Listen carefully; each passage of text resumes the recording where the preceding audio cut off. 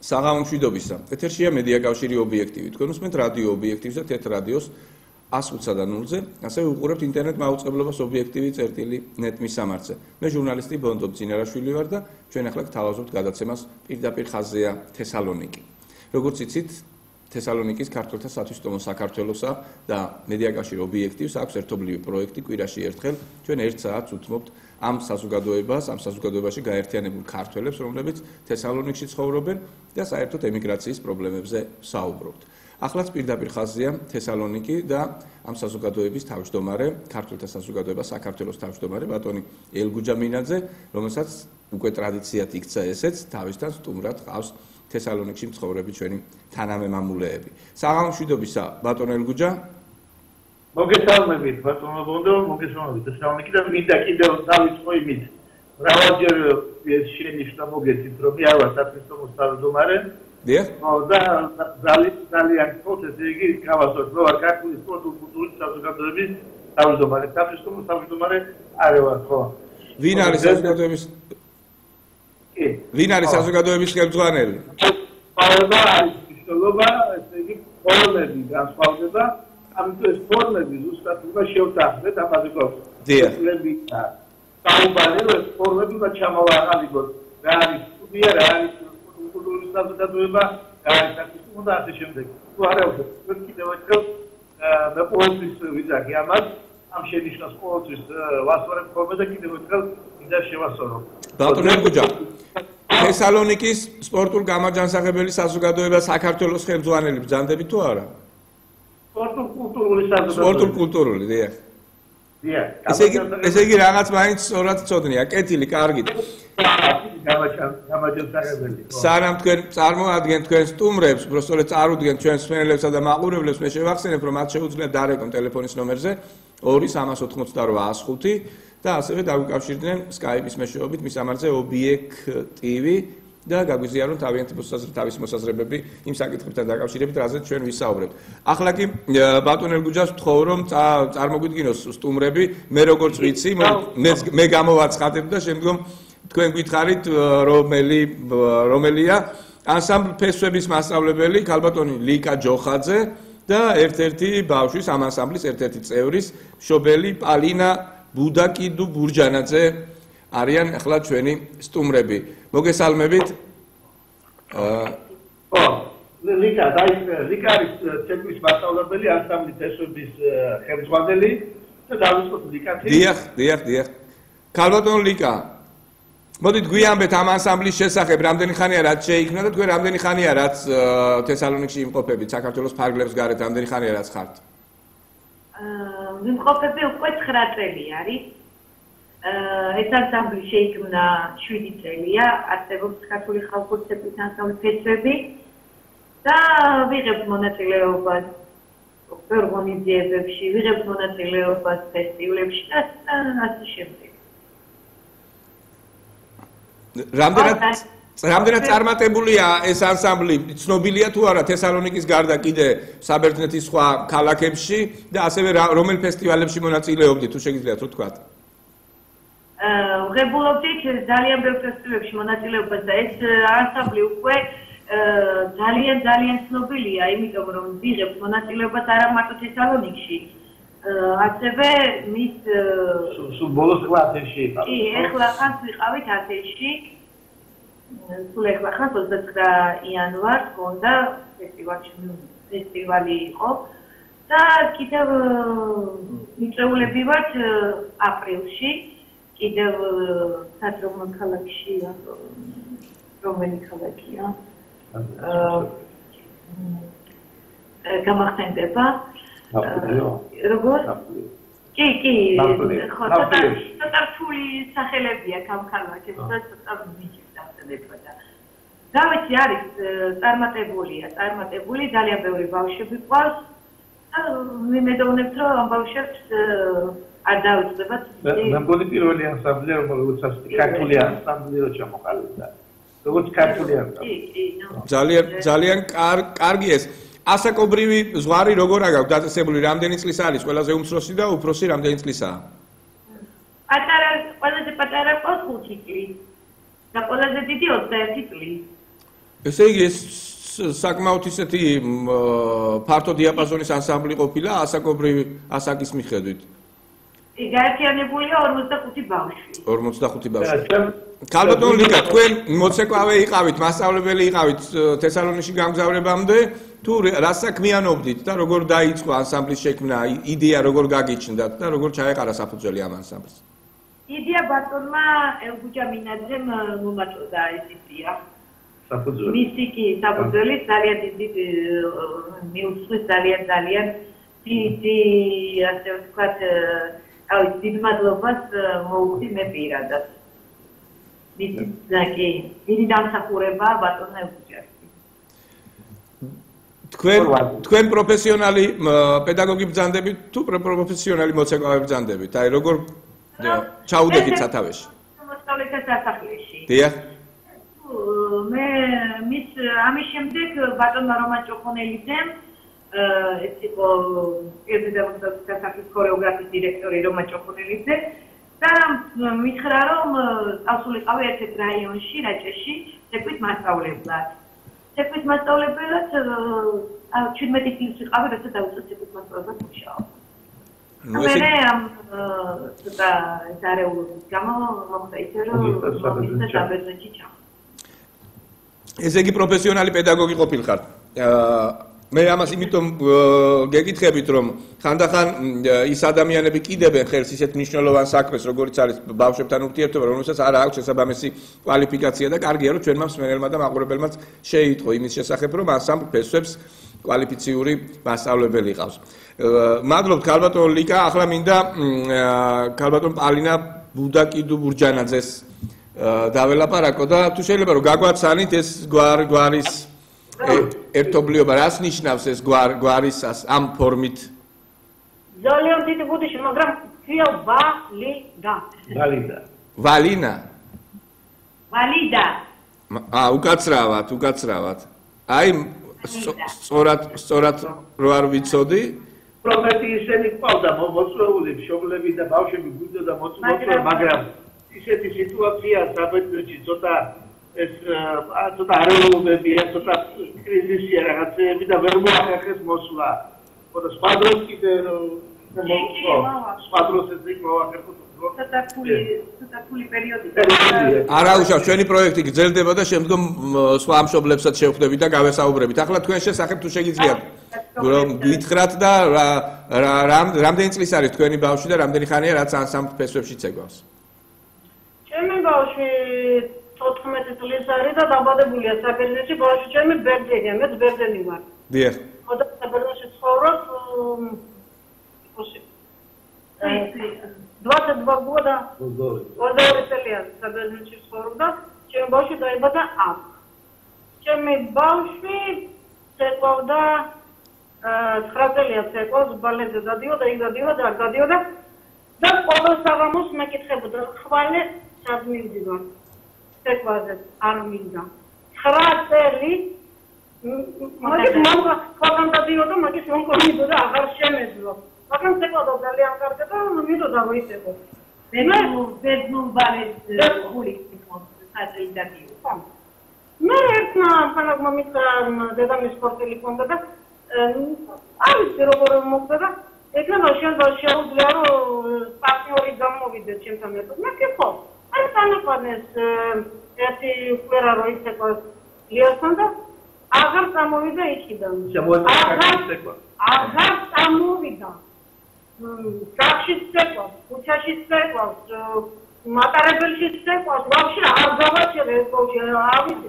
ეს ბავშვი ვაფშე არ იყო საქართველოში, პოპულარობა და საქართველოში წაიყვანა ნოემბერში. 22 წელია არ ვაფშე დანახვაც არ მინდოდა.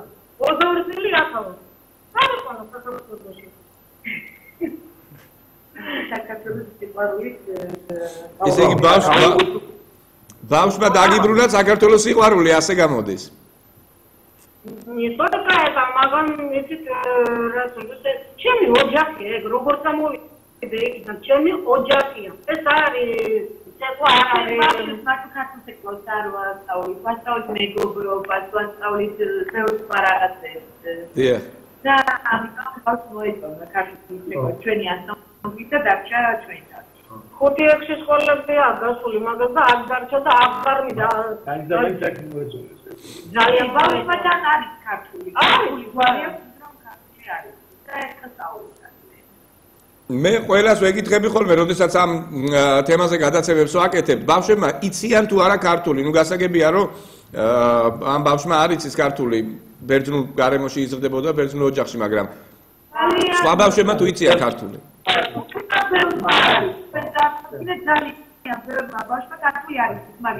ჩვენ ანსამბლში მოსვით ასე თუ იცით საუბრობენ ქართულად. მამამისი კი ბძეცხო ბავშვი არ დაიბადა, მე არ შემიძლია მაგენი ქართული ლაპარაკი. როცა სხვა ბავშვი პატარიცია. იწებენ ხო? პრობლემა არის, მაგრამ კიდე წერ არის ის კი კომპიუტერი ვიწეში ვეთო ის ვიფისვეთ ასურე ეს რა ძალიან მაინტერესებს მაგრამ არის შეიძლება სუპერ ბანჯერებზე წერს იქ ფარჯილოთი ქართულად ძალიან Поэтому я хотела сказать, что это не только школа, это рассадник грузинской культуры. Человеку вообще нельзя надо за это дать. Потому что она настолько внедряет целую грузинскую культуру в чужой стране. Я не знаю, я очень благодарна. 22 года я не была в Грузии.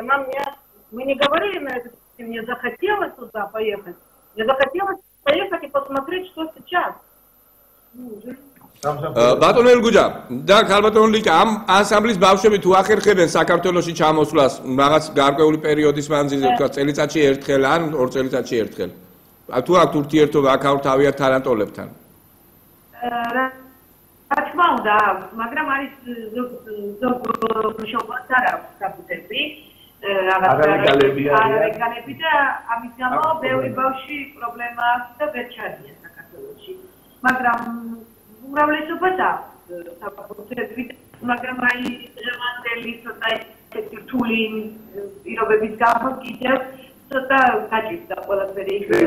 იცით რომ კიდეთან ხო არის ფინანსებთან დაკავშირებული და ყველაფერი, მაგრამ აქ როგორ არა შეიძლება ხო კიპში გაწმიდებული და იმედოვნებ წავასახა. კეთილი.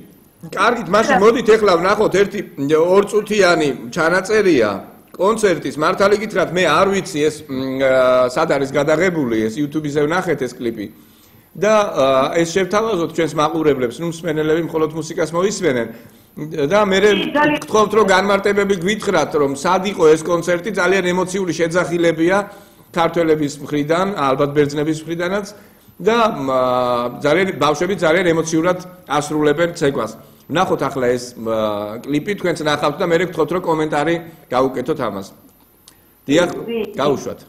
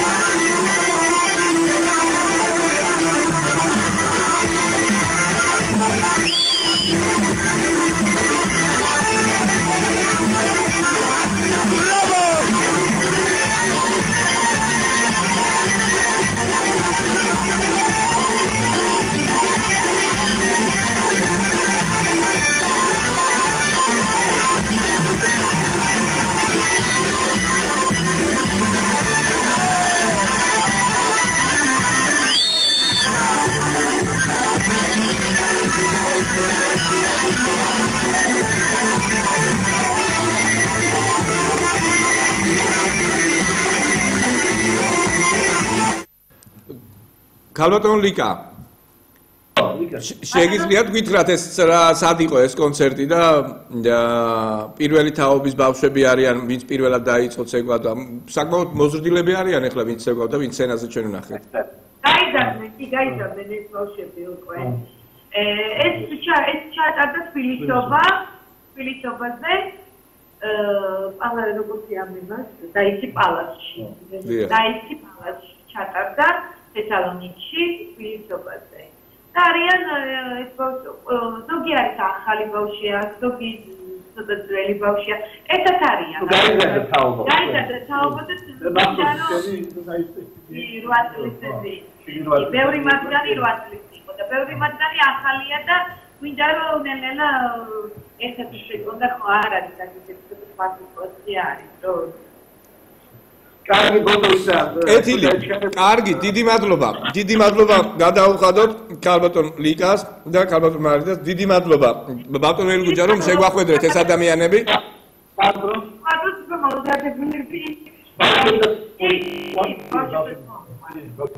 დიდი მადლობა თქვენ და მე ვფიქრობ რომ ძალიან კარგ საქმეს აკეთებთ, ძალიან საშუალო საქმეს აკეთებთ ამ ბავშვებისთვის, მათ არ დაავიწყდება თავიანთი სამშობლო და ხალხური ცეკვების შესწავლით კიდევ უფრო განამტკიცებენ იმ ფესვებს, რომლებსაც არ უნდა მოწყდნენ ისინი. კარგია რომ ეს ბავშვები ახერხებენ საქართველოში ჩამოსვლას და ქართული გარემო იქმნება თუნდაც ამ ანსამბლის შეკრების დროს. რადგან ბავშვებს მაინც ძირითადად ბერძნულად უწევთ ურთიერთობა ბერძენ თანატოლებთან ბუნებრივია და ხშირად ქართველებთან და ოჯახის წევრებთანაც კი. კარგია რომ ამ შემთხვევაში გარკვეული საფუძვლები უნარჩუნდებათ მათ და შემდგომ უკვე არ გაუჭირდებათ სამშობლოში ჩამოსულებს არ გაუჭირდებათ თავიანთ აქაურ ნათესავებთან, მეგობრებთან, თანატოლებთან ურთიერთობა. დიდი მადლობა ქალბატონებო და ახლა ბატონ ელგუჯა მინაძესთან უნდა განვაგრძო საუბარი იმ საკითხებთან დაკავშირებით, რაც ჩემი აზრით ძალიან მნიშვნელოვანია საქართველოსა და თესალონიკში წასული ქართველების დამოკიდებულება, თესალონიკელი ქართველების პოზიცია საქართველოში მიმდინარე პოლიტიკურ პროცესებთან დაკავშირებით. ბუნებრივია ბატონ ელგუჯა მინაძე ჩემთან შედარებით უფრო მეტად არის ინფორმირებული და ჩვენი მსმენელისთვის და მაყურებლისთვისაც საინტერესო იქნება ის მოსაზრებები თუ რას ფიქრობენ საზღვარგარეთ მცხოვრები, კერძო თესალონიკში მცხოვრები ჩვენი თანამემამულეები. ბატონ ელგუჯა, მოდი დავიწყოთ საუბარი ბოლოდროინდელი პოლიტიკური პროცესის ერთ-ერთი უმნიშვნელოვანესი ნაწილი, სეგმენტით, ეს არის ქართული ოცნების პრეზენტაცია, როდესაც ჩვენ ვიხილეთ ის პოლიტიკური სუბიექტები, რომლებიც მომავალ კოალიციაში იქნებიან წარმოდგენილები. რას ფიქრობთ ამასთან დაკავშირებით და როგორ შეხვდა თესალონიკის ქართველობა ამ გადაწყვეტილებას ბატონი ბიძინა ივანიშვილის? მე ვიტყოდი რომ საზოგადოება ელოდებოდა ბატონი ბიძინა ივანიშვილისგან რაღაც ძვრებს, რაღაც ნაბიჯებს, უფრო კონკრეტულს, უფრო კვეთს, მაგრამ სამწუხაროდ მე მგონი რაც დრო გადის ეს სიტუაცია რაღაც მეორე პლანზე გადადის და კონკრეტულად არ გვიხსნიან ეს ადამიანები, ვინც არიან იმ კოალიციაში, თუ რის გაკეთებას აპირებენ და საიყვანენ საქართველოს. კი იძახიან რომ საქართველოს უფრო კარგ გზაზე უნდათ რომ დააყენონ, ასე იძახდა დღევანდელი პრეზიდენტი, რა თქმა უნდა. მე მოусმინე უშინ ქალბატონი ანჯიკიძის გამოსვლას თქვენ სტუდიაში. დიახ. და გარჩა ასეთი კითხვა გამიჩნდა რომ როდესაც ისინი მოვლენ ხელისუფლებაში, ნამდვილად ივლიან ხალხში კიდევ, ნამდვილად მოვლენ კიდევ ობიექტივს და დააფასებენ ობიექტივს. ესაა ეს კითხვები. თუ ისევ შემდეგ მე არ მაქვს ბატონ ბიძინა ივანიშვილზე საუბარი, რა თქმა უნდა მას ეს საშუალებები და ეს ყველაფერი უნება აქვს, მაგრამ იქ შიგნით გამოჩნდებიან ისეთი ადამიანები, რომლებსაც გაუჩნდებათ ეს უნება, მაშინ უკვე დაავიწყდებათ კიდევაც ობიექტივიც და სხვადასხვა საზოგადოებრივი ორგანიზაციებიც და საზოგადოება საერთოდ. ეს რაც შეიძლება ამასთან, მაგრამ ეს ამაზე შემდეგში მინდა ვილაპარაკოთ, რომ მინდა აღნიშნო ის ფაქტი, რაც მოვისმინე, რომ ობელისკი, ესე იგი, ბათუმში უნდა რომ ჩამოსვან ეს ობელისკი, რომელიც არის მისურის სამამულო ომთან დაკავშირებით. ესაც სამწუხარო ამბავი, რაც მინდა აღნიშნო. ჩვენთვის ქართველებისთვის ძალიან სამწუხარო და თუ რატომ მე გეტყვით იმას, რომ აბაჩელის ძმა დაიჭერა საერთოდ ამ ომში. არ ვიცი, სად არის დასაფლავებული. აბაჩემი ჩამოვიდა მრავალ ძის დაჭრილი, თითქმის ნახევარი კაცი ჭრილობეჯისგან ამ ომის გამო. და ის ადამიანები, რომ მიდიოდნენ ამ ომში, მე დაიწყებული ვარ, რომ ყველა ვიცოდა, რომ საქართველოს იცავდა და ქართულ ხალხს იცავდა. და თუ ვინმე გონია, რომ ის ადამიანები მიდიოდნენ იმის გამო, რომ კომუნიზმი დაეცვა, მე ძალიან სიზმრის მოვხდი ყველას, რა თქმა უნდა.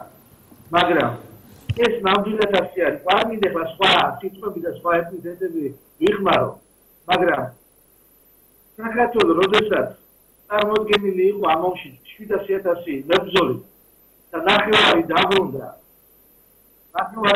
საქართველოში, ნახევარი არ დაბრუნებულა ამ ომიდან. დიახ. ეს ჩვენი წინაპრები არიან ისინი. ჩვენ პატივი უნდა მივაღოთ. ბატონო ერგუჯა, პატივი მივაგოთ კი არა, 2009 წლის 19 დეკემბერს მემორიალი ააფეთქეს საერთოდ ქუთაისში, რომელმაც ორი ადამიანის დედაშვილის სიცოცხლე შეიწირა. ხო, ნუ ეხლა დედაშვილის სიცოცხლე შეიწირა სხვა თემაა და სხვა ფაქტია, მაგრამ და ამაზე ლაპარაკი რომ არ შეიძლება ვებრძოლოთ ობელისკს, არ შეიძლება ვებრძოლოთ რაღაც ავტორიტეტებს და ეს არის ძალიან დიდი შესაძლებლობა, კატასტროფამდე მივიყვანთ. ჩვენ როგორც საზოგადოება როგორც ქართველებს, როგორც საქართველოს ვიყვანთ კატასტროფამდე. ესა, მაგრამ ეხლა კიდე მინდა სხვა ის ფაქტი, რომ ეს ადამიანები, როდესაც მიდიოდნენ ომში, საქართველოს იცავდნენ. მაგრამ თუ თქვა დავუშვათ, რომ ისინი მიდიოდნენ კომუნიზმის დასაცავად, თქვა დავუშვათ ასეთი ვარიანტი, ხო? მე მგონი, კომუნიზმი უფრო კარგი იყო ვიდრე ფაშიზმი. წარმოიდგინეთ ფაშისტს რომ გაემარჯვა მაშინ სოფლიოში, ხო? რა იქნებოდა? სხვანაირი სოფლიო გვექნებოდა, სხვანაირი საქართველო იქნებოდა. ჩვენ მგონი არ მომდევნო დღეს ქართველები იქნებოდა. ხოდა. თუ ეს ისტერიკა მე მგონი რაღაც მომენტში უნდა დასრულდეს. და ჩვენ უნდა გავიხედოთ, უკანკე უნდა ვიხედოთ და ვებრძოლოთ იმას რაც იყო, ესაც ჩვენი ისტორია. ეხლა ზოგმაში რო თქვას, რომ ეს იყო ცუდი ისტორია. ცუდი იყო თუ კარგი იყო ეს ჩვენი ისტორია. და როცა განმავლობაში რაც გოგავა ადამიანების საზოგადოება ანალიზს გაუკეთებს ყველაფერს და თვითონ თქვა ეს ცუდი იყო თუ კარგი იყო, ჩვენ თავზე ვუვახოთ საზოგადოებას და ბატონო ერგუჯა, რაც დრო გავა, კიდევ უფრო მეტად გაუცხოვდება საზოგადოება, რადგან ახალგაზრდა თაობამ, განსაკუთრებით ეხლა 18-20 წლის ადამიანებმა თითქმის არაფერი იციან საბჭოთა კავშირის შესახებ, საბჭოთა კავშირში შემავალი რესპუბლიკების შესახებ, გაერთიანებული რესპუბლიკების შესახებ და არაფერი იციან მეორე მსოფლიო ომის შესახებ. ფაქტობრივად საქართველოს საბჭოთა კავშირის შემადგენლობაში ყოფნა მათთვის არის ოკუპაციის მუზეუმთან ასოცირებული, როდესაც სკოლიდან იქ მიყავთ ეს ბავშვები და აჩვენებენ, რომ საქართველო იყო ოკუპირებული ამ 60 წლის მანძილზე. ასე რომ ეს მომავალ თაობას კიდევ უფრო მეტად გაუჭირდება სიმართლის გარკვევა. ბატონო, კაი ბატონო, მაშინ დავუკვირდეთ ეს ვარიანტი ასე რომ მაშინ ჩვენ უნდა დავიწყოთ ეგრევე. აუცილებლად უნდა ვასწავლოთ ჩვენ შვილებსაც, რომ თურქებიც იყვნენ ჩვენი დამპყრობლები, ირანელებიც იყვნენ ჩვენი დამპყრობლები, მონღოლები და ასეთ სხვა, ესე იგი ჯურის ადამიანები, რომლებიც იყვნენ ჩვენი დამპყრობლები და საუკუნეების განმავლობაში გაანადგურეს საქართველო. და საქართველოს ისტორია, თუ იკითხულობენ ის ბავშვები წაიკითხავენ, რომ დიდი თურქობა რას ნიშნავდა, როდესაც უკვე მამალი არტიოდა სოფლებში და ძაღლი არტებდა უკვე სოფლებში. აქედანაც დავიწყოთ. ყველაფერი უნდა ვასწავლოთ, რა თქმა უნდა. ანალიზი უნდა ვასწავლოთ, რომ საზოგადოებამ და ბავშვებმა სკოლაში ისწავლონ ანალიზის გაკეთება ზუსტად. გააკეთოთ ის ყველა ანალიზი, სულიც ვასწავლოთ და კარგი ზუსტად დამპყრობელებს ველაპარაკოთ, რა თქმა უნდა. დამპყრობელია, მე არ ვიცახი, რომ არა დამპყრობელი. დამპყრობელი ყველა ცუდია. საერთოდ ყველა ცუდია დამპყრობელი. მაგრამ ყველა დამპყრობელზე ვაფრესას სინამდვილე და სიმართლე. თურქეთთან დაკავშირებით რაც ბრძანეთ ახლა თქვენ პირიქით საქართველოს ხელისუფლება და კონკრეტულად ნაცპრეზიდენტი სააკაშვილი აცხადებს, რომ თურქეთი ჩვენი ისტორიული მეგობარია და ბუნებრივია ბავშვებსაც შესაბამისად ექნებათ სწორედ ასეთი ცოდნა, რასაც ისწავლიან სკოლაში, რასაც ისმენენ ტელევიზიებით. ნუ არის ეს სწორე? არა, რო არ არის სწორე, ეს მეც კარგად ვიცი. ხო და ჩვენ ამ ბავშვებს რატო ვასწავლით სიცრუეს მას? მას ისეთი სიცრუით, ხო? არც უსეთი ყოფილა ჩვენი დამპყრობელი. თურქეთი თუ ჩვენი მეგობარია და ირანი თუ ჩვენი მეგობარია, ერთხელ, ხო? მაშინ უსეთ შეიძლება გამოცხადდეს 10-ჯერ ჩვენი მეგობარი ყოფილა. ამ ლოგიკით თუ ვიაზროთ, ხო? ხო და ესაა სასტუხარო ფაქტები, როდესაც ხდება და არ შეიძლება ამაზე რომ თვალი დაუხუჭოთ და რომ არ თქვათ. რაც შეიძლება ამასთან დაკავშირებით მინდოდა მეთქვა. ხო და ეხლა მინდა კიდევ აუცილებლად თქვა ემიგრაციასთან დაკავშირებით. ნუ ემიგრაცია რა თქმა უნდა კიდევ და კიდევ არის ყველასგან მიტოვებული გამონაკლისი თქვენი რადიო ობიექტივისგან და ჩვენ კიდევ მინდა ძალიან დიდი მადლობა მოგიხადოთ ამაზე. დიახ. ხო, ემიგრაციაზე მინდა ესე იგი ვთქვა, რომ ემიგრაცია განიცდის რაღაც პრობლემებს. რა პრობლემებს განიცდის ესე იგი? რომ მოწყვეტილია თავის სამშობლოს, თავის წესოსთან მოწყვეტილი და ეს მოქმედებს ჩვენ ყველას ფსიქიკაზე ფსიქოლოგიურად ვართ ძალიან დაგაბულები. მიუხედავად იმისა, რომ ასე თუ ისე ზოგი წლებითა და წლები გადის უკვე აქვს ცხოვრობ და რაღაცა, მაგრამ ფსიქოლოგიურად არის ძალიან ძნელი იმიგრაციისთვის, როდესაც უცხო ქვეყანაში ცხოვრობ. ხო და მინდა კიდევ ერთ შენიშვნა შემოვიტანო იმასთან დაკავშირებით, რომ ბევრი მსმენია საქართველოში, რომ გამოდის სხვა ვიღაცა ემიგრაციის პარტიის სოციალურ ქსელში, ამ თქვენთან რადიოში და რაღაცას ინტერესებს, ხო? და გამოდის სხვა პიროვნება და ეუბნება, აუ ის ადამიანები წავიდა ეხლა ემიგრაციაში და იქიდან რატო გვასწავლის ჭკუა? ეს ცოტა რაღაცნაირად მიუღებელია. ჩემთვის არის ძალიან მიუღებელი. ჭკუას კი არ გასწავლით, ვინმე ჭკუის სასწავლებლად კი არა ვარ უბრალოდ. უბრალოდ ეს არის დიალოგი, მიდის დისკუსია, მიდის საუბარი, მიდის არა, ბატონო ელგუჯა, მოდით ეხლა მე ცოტა შეგეკამათებით, იმიტომ რომ თლათ ასე არ არის ხოლმე. როდესაც თქვათ არის დისკუსია და დიალოგი, აი როგორც თქვენ საუბრობთ ამ შემთხვევაში, ადამიანები გამოთქვამენ თავიანთ მოსაზრებას, ბუნებრივია, მაგრამ როდესაც ადამიანი მენტორული ტონით, ასე ვთქვათ, ეუბნება საქართველოში მცხოვრებ ადამიანებს, შენ ეს უნდა გაგეკეთებინა ასე, ან არ უნდა გაგეკეთებინა ასე და უნდა გააკეთო ეს ასე. იცით რა არის, თუ ადგილობრივი რეალობა, აქაური დღევანდელი რეალობა, ქართული რეალობა არ გაითვალისწინა ადამიანმა მართლა ძალიან გამაღიზიანებელია, როდესაც თქვათ ასეთ რჩევებს იძლევიან ხოლმე ადამიანები. დამერწმუნები ახლა მე რომ თქვენ გასწავლოთ, როგორ უნდა მოიქცეთ საბერძნეთში არეულობების დროს. ახლა მე რა ვიცი აქედან მან რა ხდება? თქვენ უკეთესად იცით ბუნებრივია, ხო? დაახლოებით ესეთი ვითარება იქნება ხოლმე და ამიტომაც ღიზიანდებიან აქ ადამიანები, როდესაც რჩევებს იძლევიან უცხოეთიდან.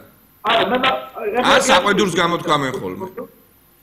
და მაგალითად იყო მომენტი 2007 ნოემბრის აქციებამდე მიხდებოდა სხვადასხვა ქსელებში საუბარი, უერთავდი სხვადასხვა პოლიტიკურ პარტიებს და მიხდებოდა ისწავლებასავით გამოდიოდა, რა თქმა უნდა.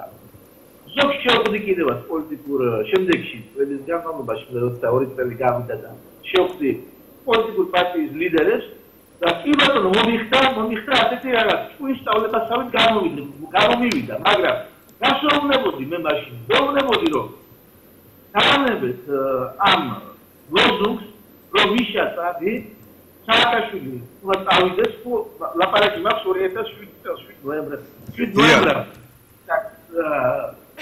აგეს ესე იგი ყველა მიტინგი და ყველა გამოსვლები იყო დაცნობილი საზოგადოებაზე იყო საუბარი სოციალურ პირობებზე იყო საუბარი იყო საუბარი რომ უნდა გაიბრუნოთ სამაჩაბლო და აფხაზეთი როგორ უნდა ჩავეხუტოთ ჩვენ მერს სახელმწიფო ჩვენ მოქალაქეებს ხო ამაზე იყო საგებული არ იყო საგებული რომ წავიდეს ერთი პიროვნება და აუცილებელია მეორე პიროვნება ჩაინაცვლოს მაგრამ რა ჩანაცვლებას თუ თავადობ რა მეუბნები იხდებოდა რა თქმა უნდა მე ძალიან დიდი ბოდიში გეუბნებით საბატონო შეიძლება იხდებოდა მე სამაზე საუბარი მაგრამ საფუძვლად ხო ეს ასე არ გამითარდა არ წაიყვანეს იქ სიტუაცია რომ სოციალური პირობები დაეყენებინათ წინ უფრო ეროვნული პრობლემები დაეყენებინათ წინ და თვითონ დამდგარისას უკან საზოგადოების უკან საზოგადოება წინ უნდა გაეშოდათ თვითონ დამდგარისას უკან და უთხარი ზოგ პოლიტიკურ პარტიის ხელმძღვანელსაც ის რომ ყველას ერთმანეთს აცნევდით ლეგიტიმ პირდაპირ მიტინგებზე მიკროფონებს რომ ვინ დაიკავებდა მიკროფონს და ინიციატივების ჩაუვარდებოდა ეს ძალიან დიდი შესაძლებლობა ზუსტად ამას ხედავთ ეს ჩანდა ძალიან კარგად ხოდა შედეგი როდესაც მე შემდეგში უშვებენ პოლიტიკოსები ასე დანაშაულებს არ მინდა ვიხმარო ეს სიტყვა ასე შეცდომას ხო მე რომ იზიანდები ციტაში საქმე და როცა არ გამოიძებნებიან პოლიტიკოსები რომ ეს პირობები დაარღვევს ფათაშორის ეხლა ამ პროგრამს დააკეთებენ მგონი შალანდერიზე ვაფშტები ასეთი აბოლოს ერთი წელი წელსაც ნახევარია რომ სოციალურ პირობებზე ლაპარაკობ კიდეში დიახ ეხლა ესე არა რომ მაგალითად ერთი პოლიტიკური პარტია ამალობა და ხელისუფლება ამის მეორე ჩაენაცვლოს ამას შეიძლება მომზადება მე ეხლა აი ძალიან დიდი შუქი ბატონი მევარი უკანა იმის დამსახურებები რაც ავტომატურად მოდის რომ ესე უცბად ეხლა რომ მოდის პოლიტიკაში და უცბად უნდა რომ შეცვალოს ხო ცოტა ძალიან რაღაცა გავაკროებია როდესაც არ შევიდა მასებში არ შევიდა საზოგადოებაში არ შემოიყვანა არ შემოიკრიბა საზოგადოება თავის გარშემო და ნაწილება ხო ეს ძალიან დიდი შეცვალა ამას შეიძლება რომ მოიდეს თავობაში რა თქმა უნდა შეიძლება ისეთი ქვეყანა გააკეთოს მაგრამ რასაც ის არის შეცდომა რომ საზოგადოება დაყენებს კუთხეში საზოგადოება რაში გამოიხატება ეს საზოგადოების იგნორირება ამ შემთხვევაში რაში გამოიხატება იმაში ბოდო ამ უნდა შეხვდეს საზოგადოებას და მით უმეტეს ეხლა მიუხედავად იმისა რომ დააგვიანდა ძალიან ცოტა დრო რჩება ჩვენამდე ყოველდღე უნდა შეხვდეს საზოგადოება უნდა შეხვდეს საზოგადოება თვითონ მიძინე ივანიშვილი უნდა შეხვდეს მისი წარმომადგენლები იმ კოალიციის რომელიც არის მაგრამ ისინი არ იცახიან რომ ისიც რა ქვეს აი მოდის ეხლა ჩემ მე და მომეწით ხმა რატომ მომწეთ ხმა ის გულისთვის მომწეთ ხმა ხონა ამხნა რა უნდა მომწეთ ხმა მაგარი ბიჭი და მაგიტო უნდა მომწეთ ხმა არა ეხლა ესეთი მაგარი ბიჭი ვარ არ არის ეს სერიოზული ლაპარაკი ნუ ადამიანი ამბობს რომ ამირჩიეთ და მეცაკწევთო და ამ შემთხვევაში თქვენ როგორ ფიქრობთ რა უნდობლობის საფუძველი არსებობს და პირიქით ნდობისთვის რა საფუძველი არსებობს ახლა უნდა შეხვდეს საზოგადოება ფათაშორის ყველა თავრა ემიგრაციაში შეხვდეს ემიგრაციაში როგორც პროცესს არის ცნობილი როგორ მილიონ ნახევარზე მეტია ემიგრაციაში დიახ უნდა შეხვდეს ამ ემიგრაციას და ყველა საერთოდ ემიგრაცია გამოიყენა როგორც ის ეს ძალიან ცნობილი რაცმოდა საქართველოში საზოგადოება ჩემი ხალხია და მაგას ვიგრობ და ვიდეო ესეც იქნება ჩვენ რაღაცა გავაკეთებთ ჩვენ თავად ისე ეხმარები და დაეხმარები კიდევაც მაგრამ ემიგრაციასთან დაკავშირებით ყველა თავობა რა გააკეთა შეგვნა ემიგრაციისგან ამერიკა ქარხანა შექმნა. ეს ერთი მექანიზმი ჩამოაყალიბა, რომ ფაროსინა თავრობამა, რომ ეს არის ქარხანა, ემიგრაცია და ეს არის ხალხი, რომელიც ამას აღარებს, იმუშავებენ, გამოგზავნიან საქართველოს თავისუფლები არ მინდა რომ იქ საქმეები გავხსნათ და ფაბრიკები გავხსნათ, ეს ერთგვარი ფაბრიკა ემიგრაცია და მე შემდეგში პრეტენზიები გავუჩნდეთ ამ მოსახლეობას რომ იქ დასაქმების პრეტენზია გავუჩნდეს ამ ის მიცემით რაღაც ამიტომ ხო დააკეთა ესეთი რაღაცა ყველა ემიგრაციაში არის საქართველო და იქიდან აგათი გავიცი და არის შემოგარგო ზოგია ეს ერთობა და იქიდან გამომდინარე ფაქტობს აქეთ არაჩენი თქვენი არაფერი არ გაინტერესებს ამას აკეთებენ ესწავლობთ და სხვადასხვა ის შეჭები უკვე არის რომ შემდეგი მთავრობა რომელიც მოვა ვიზინა ივანიშვილის მთავრობა იგივეს გააკეთებს სხვადასხვა იგივეს გააკეთებს იმიტომ რომ სიგნალები რომ შეიძლება ამ ადამიანს ამ კოალიციას ემიგრაცია არ არსებობს მაგრამ გარდა ამ კოალიციისა სხვა პოლიტიკური ძალებიც არიან საქართველოში, რომლებისთვისაც ასევე ნაკლებად საინტერესოა საზღვარგარეთ ცხოვრებით ჩვენი თანამემამულეების აზრი. კი, არის რა თქმა უნდა ეს სხვა პოლიტიკურ პარტიებსაც არ აინტერესებს რა თქმა უნდა ქართული ემიგრაცია ეს კიდევ არის გამოწვეული იმასთან დაკავშირებით სულ მაგაზი არ მინდა ახლა რომ ელები შევაწმინდოთ ამ თავრობებს, ან ოპოზიციას, ან ჟურნალისტებს, რომლებიც საინტერესებს ემიგრაცია. რა თქმა უნდა, ემიგრაციასაც აქვს თავისი დაბლოვანებები და თავისი დანაშაულები. იმიტომ რომ ემიგრაცია ის რომ ჩამოყალიბებულიყო, ვერ ჩამოყალიბდა. არ ჩამოყალიბდა. იყო ყოველთვის რაღაც პატარა კაცების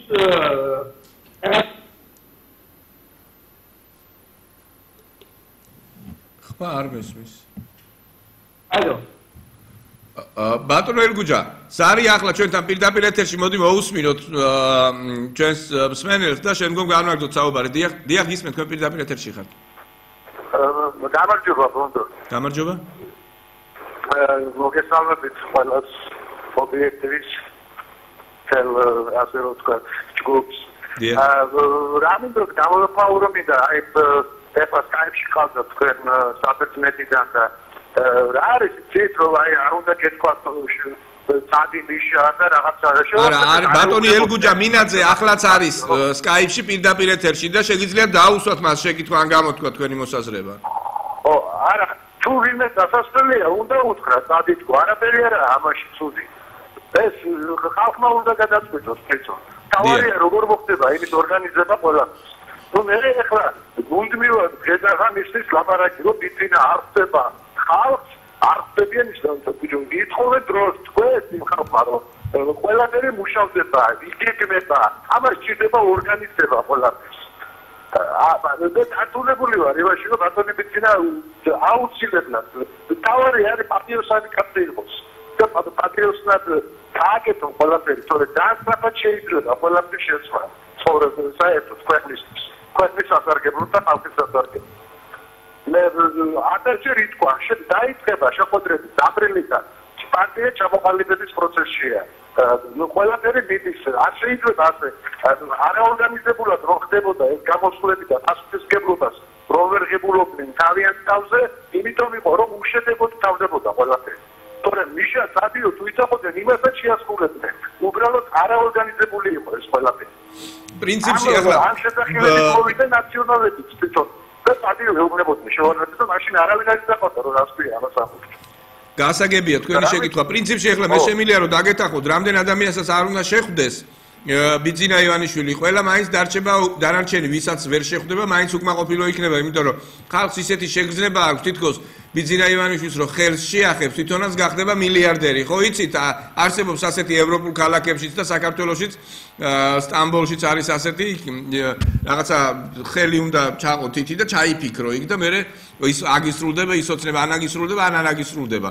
არის ასეთი შეგრძნება საქართველოში, თითქოს ბიძინა ივანიშვილს ხელს რო ჩამოართვებს, ავტომატურად ისიც მდიდარი ადამიანი გახდება, ნუ ფულს გულისხმობ, რასაკვირველია. მაგრამ ნახოთ, რას გვიპასუხებს ბატონი ელგუჯამინაძე ამ შეკითხვასთან დაკავშირებით, რომ ამ თქვენს პოზიციასთან დაკავშირებით. ესე მაგერია დაბალი დონის ალბათ ხალხში დაბალი დონის მაჩვენებელი, რას ქვია, ხელშეახება მიხედა ესა საპარი. უბრალოდ უნდა წესიერი ადამიანი, არა ამათავი პრობლემას თვითონ კურდები მოსწეს და თვითონ კურდები გასწრეს. და ხალხს საჩვენებელი არ აქვს და ესენი კიდე მილიონებში ცურავ.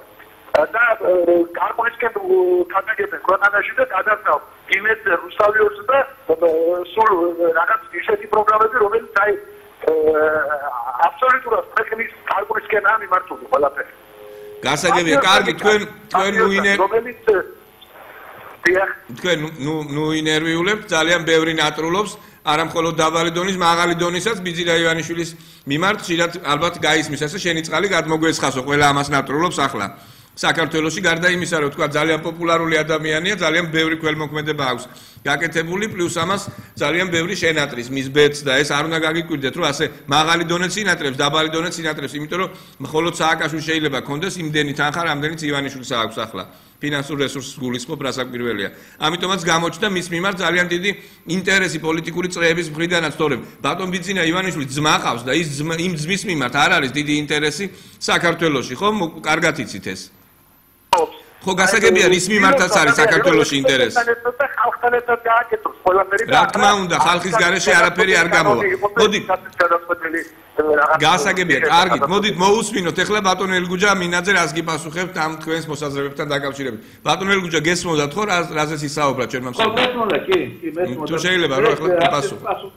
მე გავცემდი ასეთ პასუხს, რომ საზოგადოებას და ჩვენ სახელმწიფოს საქართველოს არ აინტერესებს ვინ იქნება მთავრობაში. ქართულ ხალხს არ აინტერესებს ვინ იქნება მთავრობაში. აინტერესებს ის, რომ უკეთესად იცხოვროს, უკეთესი პირობები ჰქონდეს და კეთილმეზობლური ურთიერთობა დაამყაროს ყველა ერთად და ყველა სახელმწიფოსთან და მშვიდობა იყოს.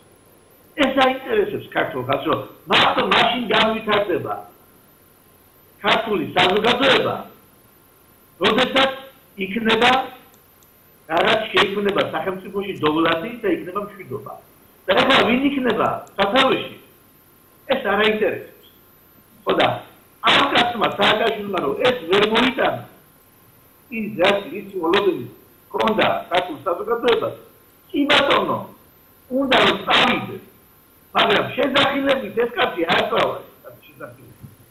საზოგადოებას კიდე უნდა უთხრა, საზოგადოება, ჩემო ქართულო ხალხო, თქვენი თქვენ იმიტომ კი არ გეძახით მიტინგებზე, ნარჩევნებზე, რომ ესა და თუ ის ხელისუფლება მოიყვანოს. თქვენი უკეთესი პირობების გულისთვის თქვენ უნდა იბრძოლოთ. თქვენ უნდა შეტყოთ ამ ჭაობში და თქვენ უნდა იყოთ მებრძოლები და ჩაერთოთ პროცესებში. თუ არ ჩაერთოთ თქვენ პროცესებში, მე მარტო როგორც ბიძინა ივანიშვილი თქვათ ამ ვიღაცა ვერ გამოვასწროთ. ამას ვიძახით, მე. გასაგებია, ბატონ ელგუჯა. ამ სიტუაციაში ძალიან ხანდახან მეორე ხარისხოვანი ხდება ხოლმე. ხანდახან კი პირიქით, ყველაზე მნიშვნელოვანი საკითხი ეს არის პრორუსულობა და პროდასავლურობა. თქვენ როგორ ფიქრობთ, ძალებს რომლებსაც აქვთ, ასე ვთქვათ, პრორუსულის იმიჯი, თუმცა მე არ ვფიქრობ, რომ ყველა მათგანს ეს იმიჯი სამართლიანად აქვთ. რა პერსპექტივა აქვს ქვეყანაში? ანუ რუსეთს რა როლი ექნება იმ პროცესებში, რაც საქართველოში უახლოეს თვეებში უკვე დაიწყება და მე ვფიქრობ, რომ ძალიან მძიმეთაც განვითარდება. ჩვენ უნდა დაველაპარაკოთ ყველას. ეს არის ინტერესთა ბრძოლა და ადრე ვიძახდი ჩვენ გაზეთში და გარავა. საქართველოს გადააქცევს პოლიგონად. გახდება ამერიკა-რუსეთის პოლიგონი. და სხვათაშორის ეს ასეც მოხდა, რომ გახდა პოლიგონი საქართველოს. ჩვენ უნდა გაგვეყარა ყველა ჩვენი სამშობლოდან, საშიო შემოგივარდებიან ორი მოჩხუმარი ადამიანი და დაგინგრევენ არის და ყველაფერს და სოციალიზმს რა მოუკეთებ ხო? ჩვენ ამბობთ რომ ჩვენ არ დაინტერესებს რუსული ლიგები თუ ამერიკელი და ისე ამ 20 წლის განმავლობაში იმდენი იქნეს, რომ ქართულ საზოგადოებას შეაჯამეს ევროპა და ამერიკა. იმდენი იქნეს უკვე. ხალხი უკვე რუსეთისკენ იყურება ძალიან დიდი საზოგადოება. ემას ნატრობს უკვე ოცნებობს უკვე. და სხვადასხვა ძალიან ბევრი ემიგრანტები ყავს რუსეთში. და ყველა პირველ ადგილზე თანხების გადმორიცხვები რუსეთია. ეს შეიძლება ამასთან დაკავშირებით, რომ ჩვენ სახში არ შეიძლება შემოუშვათ ბანდიტებს და ვაჭრობას. ყველა გარე ვინც არ უნდა იყოს, ასეთი პოლიტიკა უნდა გატარდეს. მაგრამ ფაქტია ბატონ ელგუჯარო, სწორედ რუსეთია ის მთავარი შემაფერხებელი ფაქტორი, რაც ხელს უშლის საქართველოს ტერიტორიული მთლიანობის აღდგენას. ეს როგორ წარმოგიდგენიათ, როგორ უნდა მოგვარდეს ეს პრობლემა? ნატოში გაწევრიანებას გულისხმობ? არა, ნატოში გაწევრიანებას კი არა, საქართველოს ტერიტორიული მთლიანობის აღდგენას. ნუ ეს არის დასარევ ისე ჩიხში შევედის უკვე. ეს შეიძლებოდა 10 წლისა და 12 წლის სხვანაირი პოლიტიკა მისული იყო და პროგრამული იყო სიტუაციები. მაგრამ ეხლა რაც ჩიხში, ეხლა რაც დაყენებული კედელთან და what is the situation? What is the situation? Economic. What is the situation? Amashi de Kyurgiuli Chaiwa. Kyurgiuli Chaiwa chite bana da Dalia Sithilia upasakre. Chen Dalia shito. Amasa territorio Lianobasan Dakashire. Dalia shito, Dama Dashima Didi Zor. Maybe the shitma. Esa no vadeba. Utesta chidastesta. მაგრამ ეს უნდა დაიწყოს ეს პროცესი, რომ მოგვარს. როგორ რანაირად, აი როგორ რა მექანიზმები მიგაჩნიათ თქვენ ყველაზე სწორად გამოსაყენებლად? მე მაჩნიერ გეუბნებით იმას, რომ უკვე ბოლო-ბოლო უნდა დადგეს ის მომენტი, რომ ეს ორი მოდალადე ჩვენი ქვეყნიდან გავახსნათ. და შემდეგში დაუწყოთ და ფუნქციონდა უნდა აყავოს.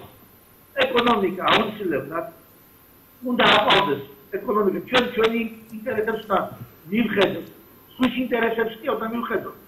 მაიორიტეტები კი უნდა იყოს ჩვენი ინტერესებს და მივხედოთ. აი შემდეგში ხო უნდა დაიწყოს საუბარი და ხუთი და ყველასთან უნდა დაიწყოს საუბარი.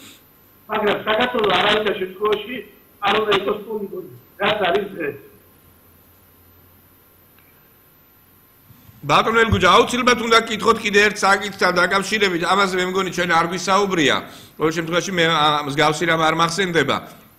საქართველოში ძალიან აქტუალური გახდა ბათუმში აზიზიეს მეჩეთის მშენებლობა და 4 მარტს იმართება კიდეც წირვა, საზეიმო წირვა, რომელსაც მეუფე დიმიტრი და სხვა მეუფეები მართავენ ბათუმში იმ ადგილზე, სადაც მეჩეთის აშენებას გეგმავს საქართველოს ხელისუფლება, უბრალოდ თურქეთის ხელისუფლება ააშენებს საქართველოს ხელისუფლების თანხმობით. რა პოზიციები არსებობს ამასთან დაკავშირებით თესალონიკში? ისიც არის ქართული საზოგადოება, ქართული დიასპორა არის ძალიან პასიური.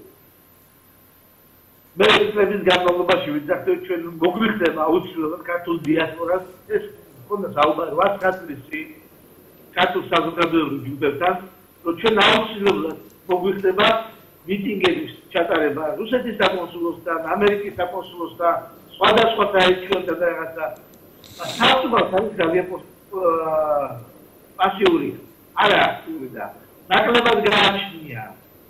მე ახლა რასაც უყურებ, რა თქმა უნდა, არ ეთანხმებიან და არ მიეთანხმებიან ამას, მაგრამ ამას შეიძლება მოქმედება კიდევ და კიდევ.